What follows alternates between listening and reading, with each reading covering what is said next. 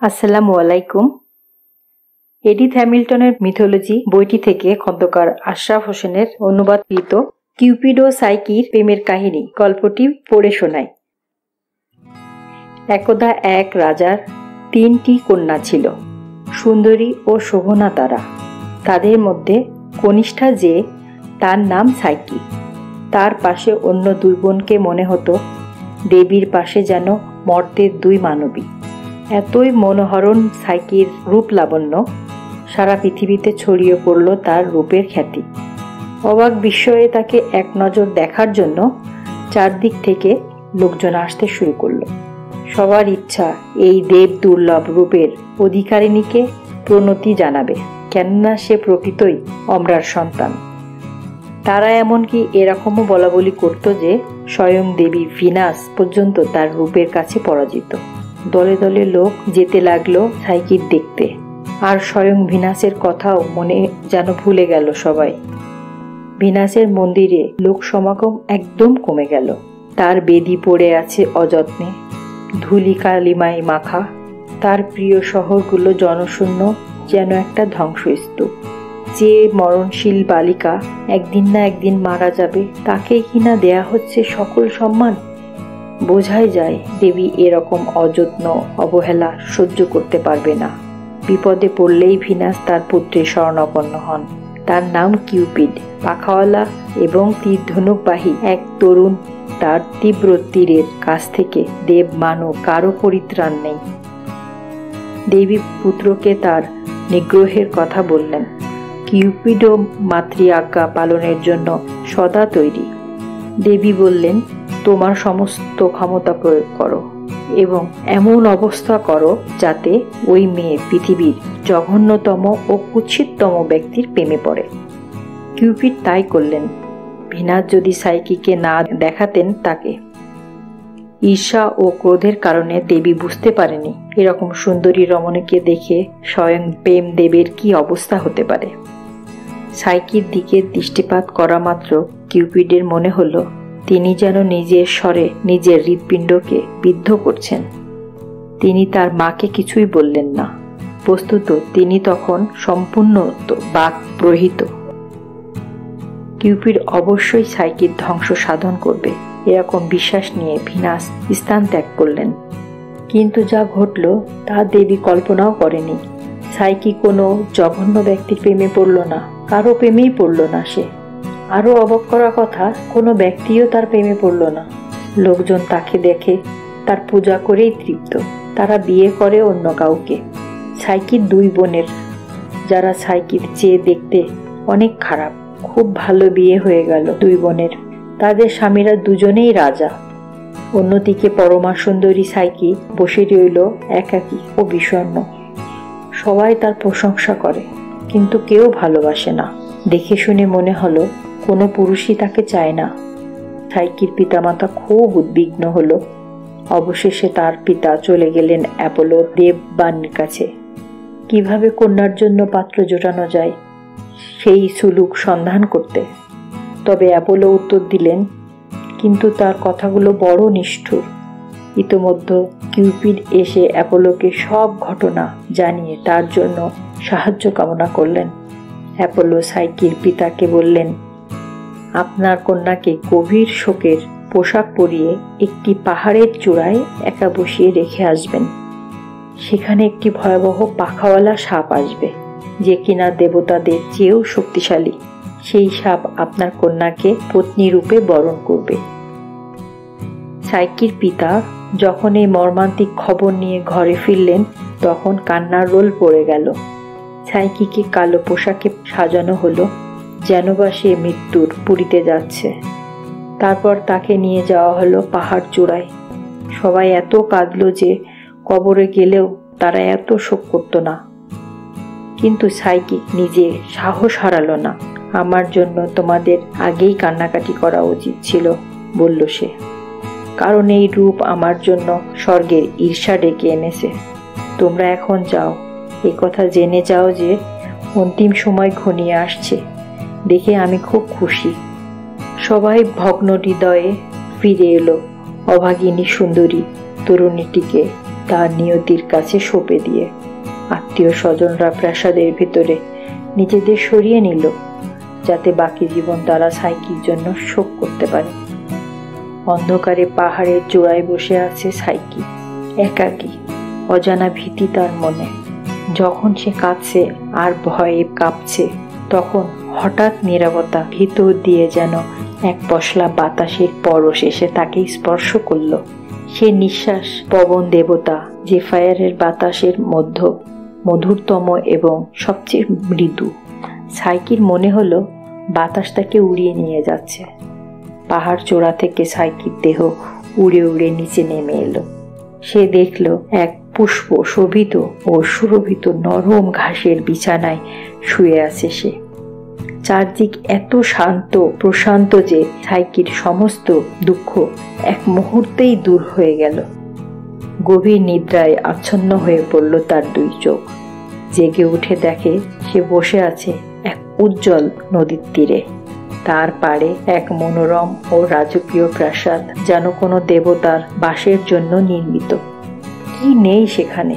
সোনার থাম আর রূপার দেয়াল, মেঝেতে খচিত মহামূল্যবান রত্নরাজি। কোথাও কোনো শব্দ নেই। প্রাসাদটি মনে হচ্ছে পরিত্যক্ত, নির্জন। অবাক বিস্ময়ে অভিভূত সাইকি এগিয়ে গেল তার কাছে। দোরগোড়ায় দাঁড়িয়ে ইতস্তত সাইকি। হঠাৎ তার কানে এলো অনেকের কণ্ঠস্বর। কে কাউকে দেখতে পাচ্ছিল না, অথচ কথাগুলো স্পষ্ট কানে আসছিল তার। তারা যেন বলছিল, এই গৃহ তোমার, নির্জনে গৃহে প্রবেশ করো, স্নান করো, বিশ্রাম নাও। তোমার জন্য সাজানো হচ্ছে ভোজন টেবিল। আমরা তোমার দাসদাসী, তোমার যে কোনো আজ্ঞা পালনের জন্য প্রস্তুত। স্নান গৃহটি অত্যন্ত মনোরম, খাদ্যদ্রব্য অতিশয় সুস্বাদু। সাইকি এমনকি আর কখনো দেখেনি, কখনো খায়নি। সাইকি যখন খাচ্ছে, তার পাশে মৃদু নিঃশ্বাসের মতো বাজছে মধুর সঙ্গীত। মনে হচ্ছে একটি বিশাল গায়ক দল হার্প বাজিয়ে গান গাইছে।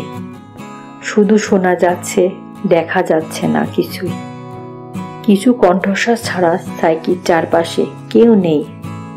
একাকী সাইকি সারা দিন কাটালো, কিন্তু কি একটা আশ্চর্য অনুভূতির মধ্যে সারাক্ষণ তার মন ডুবে থাকলো। আজ দিবাসনে স্বামী আসবেন তার বাসরে, এবং তাই ঘটল। সাইকি অনুভব করল তার পাশেই রয়েছেন তিনি। কণ্ঠস্বরও শুনল তার সকল ভয় দূর হয়ে গেল। চোখে না দেখেও সে বুঝতে পারল তার পাশে যে আছে সে কোনো দৈত্য মানব নয়, ভয়াল জীবও নয়, বরং এমন একজন প্রেমিক স্বামী যাকে সে চিরজীবন কামনা করেছে, প্রতীক্ষা করেছে, যার দীর্ঘদিন। এই মাত্র আধা ঘন্টার স্বামী সঙ্গ তৃপ্ত করতে পারল না তাকে। তবু সাইকি সুখী। সময় কাটছিল দ্রুত গতিতে। একদিন রাত্রিবেলা তার অদৃশ্য স্বামী গভীর স্বরে বললেন, সাবধান সাইকি, তোমার দুই বোনের রূপ ধরে এক ভীষণ বিপদে গিয়ে আসছে তোমার কাছে। তুমি যে পাহাড় থেকে নিখোঁজ হয়েছ, সেখানে এসে তারা তোমার জন্য কাঁদবে, কিন্তু কশ্চিন কালেও সেখানে দেখা দিও না। তুমি তাদেরকে দেখা দিও না, অন্যথায় ভয়াবহ দুঃখ ও ধ্বংস নেমে আসবে তোমার জন্য। সাইকি কথা দিল সে দেখা দেবে না, কিন্তু পরদিন সারাবেলা সে কাঁদল প্রিয় বোনদের কথা ভেবে, যাদেরকে সে সান্ত্বনা দিতে পারবে না। যখন স্বামী ফিরে এলেন, তখনও সাইকির চোখে জল। তার আদরও সাইকির অশ্রু নিবারণ করতে পারল না। অবশেষে তিনি সাইকির প্রবল ইচ্ছার কাছে হার মানলেন। বললেন, তোমার যা ইচ্ছা করো, তুমি তোমার নিজের ধ্বংস ডেকে নিয়ে আসছো। অতঃপর তিনি সাইকিকে সতর্ক করে দিয়ে বললেন, কারো প্ররোচনাতেই সে যেন তাকে দেখতে পাচ্ছে না। যদি মনে করো চিরকালের জন্য আমার আর তোমার বিচ্ছেদ হবে, তাহলে তোমার মনে যা চাই তাই করো। সাইকি চিৎকার করে বলল, না, আমি তা কখনো করব না। তোমাকে ছাড়া বাঁচার পরিবর্তে আমি স্বয়ং 100 বার মৃত্যুবরণ করব, কিন্তু আমাকে শুধু এই আনন্দটুকু দাও, আমার বোনদেরকে একবার দেখতে দাও। দুঃখিত মনে তিনি প্রতিশ্রুতি দিলেন, তবে তাই হোক। পরদিন দুপুন এলো সেফায়ারের বাতাসে প্রবাহিত হয়ে। কি ও উত্তেজিত সাইকি অপেক্ষা করছিল তাদের জন্য। অনেকক্ষণ তারা কথা বলল, একে অপরকে আলিঙ্গন করল। চোখের জল ছাড়া তাদের আনন্দ প্রকাশ করার ভাষা ছিল না। কিন্তু বড় দুই বোন যখন ঘরে ঢুকলো, প্রাসাদের ঐশ্বর্য দেখে তাদের চোখ ছানা বড়া। যখন তারা খেলো ভুরি ভোজ এবং শুনল মনোহরিণী সঙ্গীত, তাদের মনে তিক্ত ঈর্ষার জন্ম হলো। এই সব ধন ঐশ্বর্যের মালিক কে এবং কে তাদের ছোট বোনের স্বামী, তা জানার জন্য দুর্নিবার কৌতূহল হলো তাদের। কিন্তু সাইকি তার স্বামীকে দেয়া কথা বিচ্যুত হলো না। সে শুধু বলল যে আমার স্বামী একজন যুবক এবং বর্তমানে তিনি শিকারের খোঁজে বাইরে গেছেন। সাইকি বোনদের হাত ভরে সোনা দানা মণি মুক্তা দিল এবং সেফায়ারের নির্দেশ দিল তাদের ফিরিয়ে নিয়ে যেয়ে পাহাড়ের চূড়ায় পৌঁছে গিয়ে। তারা গেল বটে, কিন্তু তাদের হৃদয়ে তখন ঈর্ষার আগুন। তাদের নিজেদের ঐশ্বর্য এবং সৌভাগ্যকে সাইকির সৌভাগ্যের তুলনায় অনেক দিনহীন ও তুচ্ছ মনে হলো। তাদের ঈর্ষাজনিত ক্রোধ এতটাই তুঙ্গ হয়ে উঠল যে অচিরেই তারা সাইকিকে ধ্বংসের ষড়যন্ত্রে মেতে উঠল। সে রাতে সাইকির স্বামী তাকে ফের সতর্ক করলেন। তিনি অনুনয় করে বললেন, তোমার বোনদের আর এখানে আসতে দিও না। কিন্তু সাইকি এ কথা শুনল না। সে বলল, তোমাকে আমি দেখতে পাই না, তাই বলে কি অন্য সবাইকেও আমি দেখতে পারবো না? এমনকি আমার প্রিয় বোনদেরও না? স্বামী এবারও রাজি হয়ে গেলেন। শীঘ্রই দুই বোন তাদের পাকাপোক্ত ষড়যন্ত্র নিয়ে এসে হাজির হলো। সাইকির তোতলানো এবং উল্টাপাল্টা জবাব থেকে বোনরা আগেই আজ করেছিল যে সাইকি তার স্বামীকে আদৌ চোখে দেখেনি এবং আদৌ দেখতে কেমন তা সে জানে না।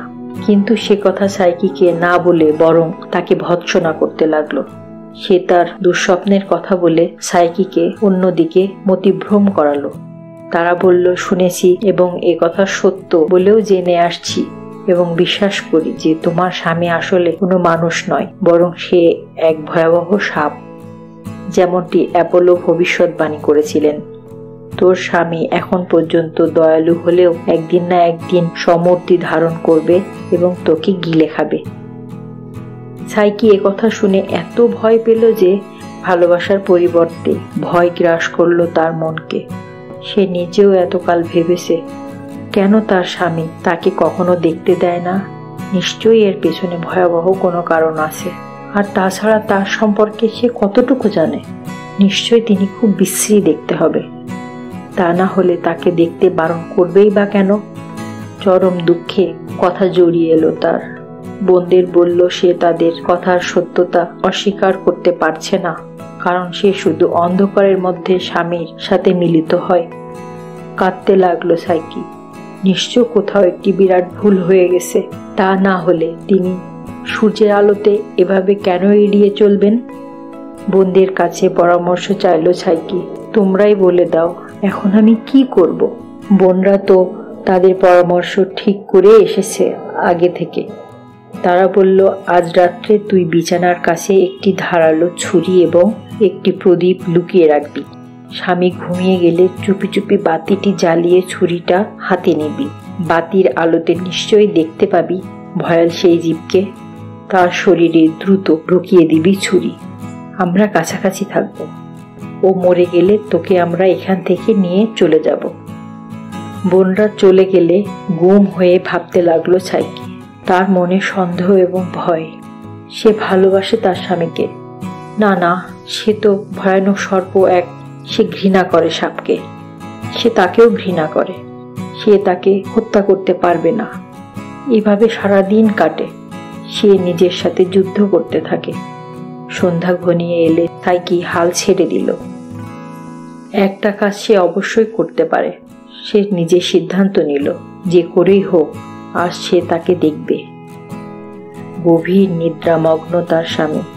সাইকি সমস্ত সাহস সঞ্চয় করে বিছনা থেকে উঠে দাঁড়ালো, বাতি জ্বালালো, পা টিপে টিপে এগিয়ে গেল বিছানার কাছে।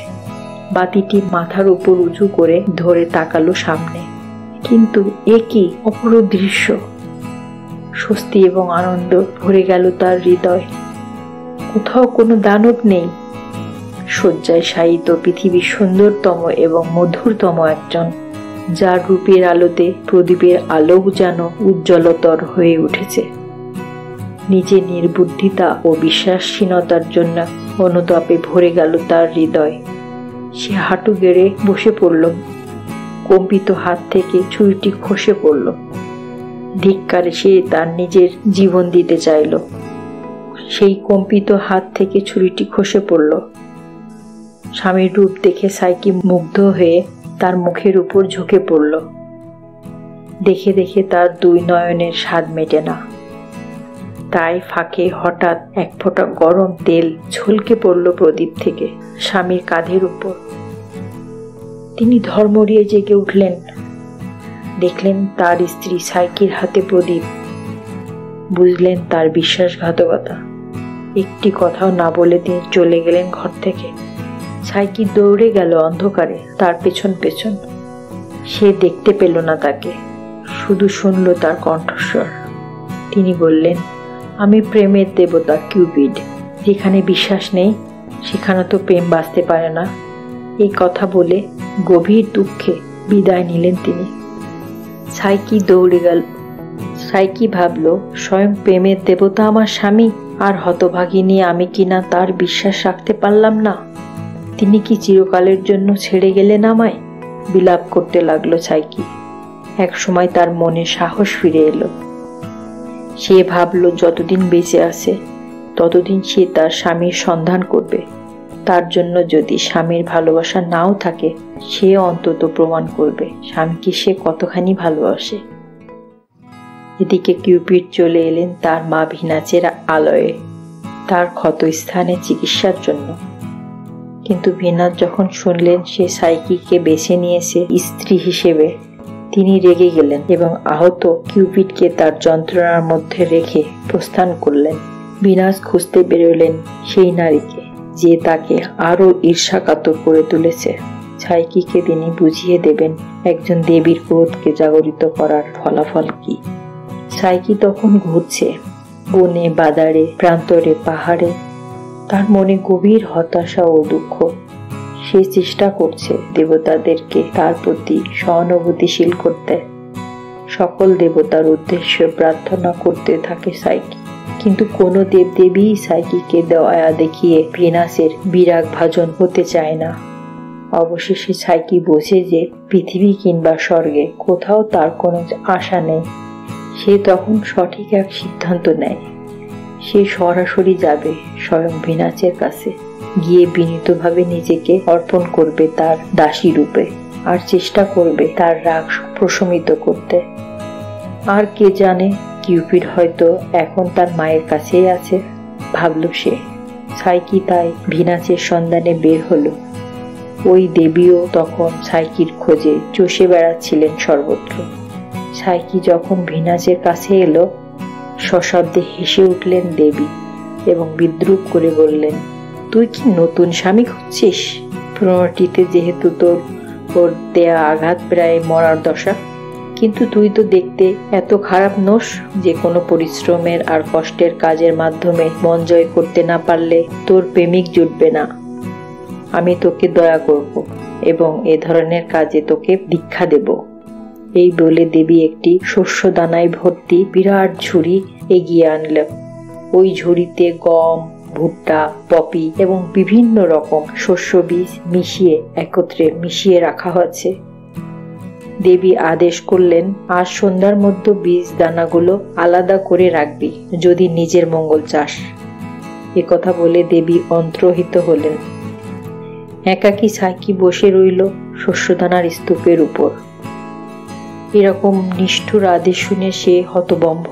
শস্যদানা বাছাই করার কাজ শুরু করার কোনো মানেই হয় না, কারণ এটা অসম্ভব।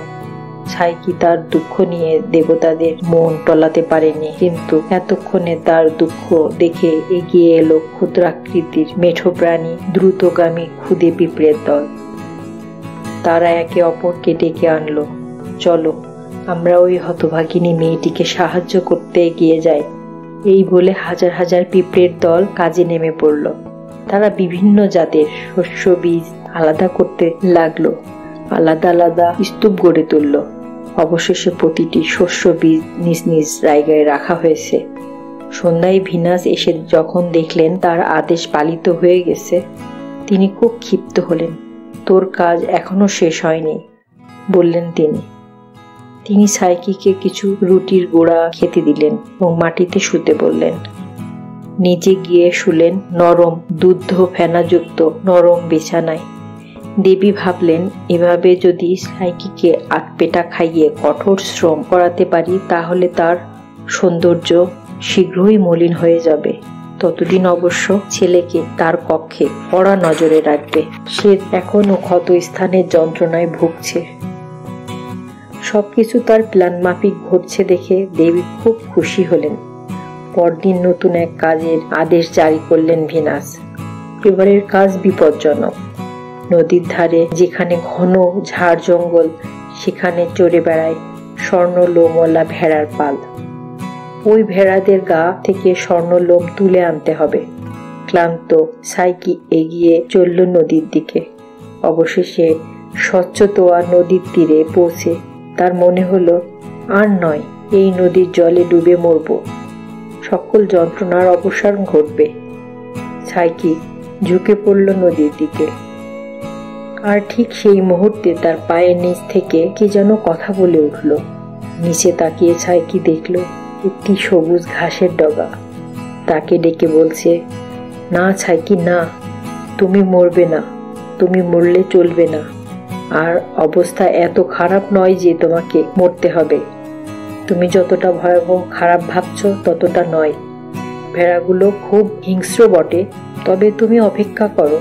সন্ধ্যা নাগাদ ওরা জঙ্গল থেকে বেরিয়ে নদীতে জল খেতে আসবে। তখন তুমি জঙ্গলে গিয়ে দেখতে পাবে কাটা ঝোপের সাথে তাদের অনেক স্বর্ণলোম আটকে রয়েছে। ঘাসের ডগার কথা মতো কাজ করলো সাইকি, আর তার নিষ্ঠুর মালিকের জন্য বেশ কিছু স্বর্ণলোম সংগ্রহ করলো। ভিনাস সেগুলো গ্রহণ করে দুষ্টু হাসি হাসল, বলল, নিশ্চয় কেউ না কেউ তোমাকে সাহায্য করেছে। তুমি কখনো এই কাজ নিজে একা করনি। যাক, তোমার গুণপনা প্রমাণের জন্য আরো একটা সুযোগ দিচ্ছি। ওই যে দূরে দেখতে পাচ্ছ পাহাড়, যে পাহাড় থেকে নেমে আসছে কালো জলের ধারা, ওটি হচ্ছে ঘৃণার নদী। তুমি সেখানে গিয়ে ওই কালো জলে সোরাহি ভরে আনো। এই কাজটি হলো সবচেয়ে কঠিন। ঝর্ণার কাছে গিয়েই সাইকি বুঝতে পারল কেবল পাখাবিষ্ট কোনো প্রাণীর পক্ষেই ওখানে পৌঁছানো সম্ভব। চারদিকের পাথরগুলো এত বড় আর খাড়া কর্দমপূর্ণ। এবারও তার ভাগ্য প্রসন্ন। এবার তার সাহায্যে এগিয়ে এলো একটি বিরাট ঈগল। বিশাল পাখায় ভর দিয়ে স্থির হয়ে বসে রইল সাইকির পাশে। ঠোঁট দিয়ে সাইকির সোরাহিটি নিয়ে গিয়ে ভরে আনলো কিছুক্ষণের মধ্যেই। কিন্তু ভিনাস দমল না। কিছুটা নির্বোধ না হলেও উপায় নেই যে ওই দেবীর, কেননা বারবার হেরে গিয়েও দমল না সে। এবার সে সাইকির হাতে একটা বাক্স দিয়ে বলল, যা পাতালপুরীতে গিয়ে প্রসারপিনার অমিত সৌন্দর্যের কিছু ভরে নিয়ে আয় দেখি। তাকে গিয়ে বলবি, অসুস্থ ছেলের সেবা করতে করতে প্রেমের দেবী ভিনাসের গায়ের রং ময়লা হয়ে গিয়েছে, তাই তোমার রূপের কিছু অংশ দাও। সাইকি বাধ্য মেয়ের মতো পাতালপুরীতে যাওয়ার রাস্তা খুঁজতে লাগলো। একটি টাওয়ারের পাশ দিয়ে যাওয়ার সময় সেটি ওকে পথ বাতলে দিল। প্রথমে ধরিত্রীর একটি বিশাল ফাটল দিয়ে ভেতরে প্রবেশ করতে হবে। তারপর সামনে পড়বে মৃত্যুর নদী। সেখানে আছে এক পারানি মাঝি, তার নাম ক্যারন। তাকে একটি পয়সা দিলে সে নদী পার করে দেবে। সেখান থেকে রাস্তা গিয়েছে সোজা পাতালপুরীর প্রাসাদের দরজায়। কিন্তু দরজার সামনেই পাহারা দিচ্ছে 3 মাথাওয়ালা এক কুকুর। তার নাম সার্বেরাস। তাকে একটি কেকের টুকরা দিলে খুশি হয়ে পথ ছেড়ে দেবে সে। টাওয়ার যেভাবে বলে দিয়েছিল সেভাবেই সব ঘটনা ঘটল। প্রসারনিপা দেবী ভিনাসের কাছে আসতে পেরে খুবই খুশি হলো। সাইকিও রূপ মাধুরী ভর্তি বাক্সটি নিয়ে দ্রুতই ফিরে এলো ভিনাসের কাছে। কিন্তু বিপত্তি ঘটল সাইকির অত্যাধিক কৌতূহল এবং অহংকারের কারণ। তার মনে হলো আচ্ছা দেখি না বাক্সের মধ্যে কি রূপ লুকানো আছে। যেমন মনে হলো তেমনি কাজ। আমি নিজেই না হয় একটুখানি গায়ে মাখবো। আসলে বনে বাজারে ঘুরতে ঘুরতে নিজের চেহারাটাও তো আর আগের মতো নেই। আর হঠাৎ যদি কিউপিডের সঙ্গেই দেখা হয়ে যায় তো সেই বা কি ভাববে। লোভ সামলাতে পারল না সে, বাক্সটি খুলে ফেলল। কিন্তু এ কি, ভেতরটা তো ফাঁকাই মনে হচ্ছে। কিন্তু একটু পরেই মারাত্মক আলস্য তাকে পেয়ে বসল। সে গভীর নিদ্রায় লুটিয়ে পড়ল। সেই মুহূর্তে স্বয়ং প্রেমের দেবতা কিউপিড এগিয়ে এলেন। ইতোমধ্যে তার ক্ষত সেরে গেছে এবং তিনি সাইকির জন্য ব্যাকুল হয়ে উঠেছেন। প্রেমকে কারাগারে বন্দী করে রাখা কঠিন। ভিনাস দরজায় তালা ঝুলিয়েছিলেন, কিন্তু জানালা। কিউপিড পালালেন ঘর থেকে। খুঁজতে লাগলেন স্ত্রীকে। প্রাসাদের কাছেই মাটিতে ঘুমন্ত সাইকিকে দেখতে পেলেন। মুহূর্তের মধ্যে প্রেমদেব সাইকির চোখ থেকে নিদ্রা মুছে দিয়ে বাক্সে বন্দী করলেন। তারপর তার তীরের মৃদু স্পর্শ দিয়ে তাকে জাগিয়ে তুললেন। কৌতূহলের জন্য মৃদু ভৎসনা করে সাইকিকে বললেন দেবী ভিনাসের কাছে কৌটাটি পৌঁছে দিতে। আশ্বাস দিলেন এখন থেকে সবকিছু ঠিক হয়ে যাবে। আনন্দিত মনে সাইকি চলল ভিনাসের কাছে, আর কিউপিড উড়াল দিল অলিম্পাসে। ভিনাস যেন আর কোনো ঝামেলা না করে সেটা নিশ্চিত করতে তিনি গেলেন দেবরাজ জিউসের কাছে। দেবতা ও মানুষের পিতা জিউস দেব কিউপিডের সব প্রার্থনা পূরণ করলেন। তারপর জিউস সকল দেব দেবীকে ডাকলেন একটি সাধারণ সভায়। সেখানে ভিনাসেরও ডাক পড়ল। সাইকি ও কিউপিডের আনুষ্ঠানিক বিবাহ সম্পন্ন করা হলো। জিউস প্রস্তাব করলেন তিনি সাইকিকে অমরত্ব দান করে দেবীত্বে উন্নীত করেছেন। দেব মার্কারি সাইকিকে নিয়ে এলো দেব প্রাসাদে। সেখানে স্বয়ং জিউস সাইকিকে খেতে দিলেন স্বর্ণফল অ্যাম্ব্রোসিয়া। অমরত্ব লাভ করল সাইকি, আর তাতেই অবস্থার পরিবর্তন ঘটল। একজন দেবীকে পুত্রবধূ করতে ভিনাসের আর কোনো আপত্তি রইল না। সেই সাথে ভিনাস একটু স্বস্তিও অনুভব করল। তার মনে একটু কুৎচিন্তা হলো। এখন থেকে সাইকি দেবলোকে আটকা থাকবে। স্বামী সন্তানের পরিচর্যায় তার সময় কাটবে। সৌন্দর্য দিয়ে মানুষের মাথা ঘোরাতে আর পারবে না। আর দেবী ভিনাসের অর্চনাতেও আর কোনো বাধা দাঁড়াবে না। ভিনাসের প্রতিদ্বন্দ্বী কমে যাওয়ায় পৃথিবীতে আর কোনো শত্রু রইল না। তা এভাবেই মধুর এক সমাপন হলো সবকিছুর। কিউপিড এবং তার স্ত্রী সাইকি এভাবে বহু প্রতীক্ষার পর খুঁজে পেল একে অপরকে। সেই বন্ধন আর কিছুতেই ছিন্ন হবার নয়। এইভাবেই পরিসমাপ্তি ঘটল প্রেম কাহিনী। ধন্যবাদ।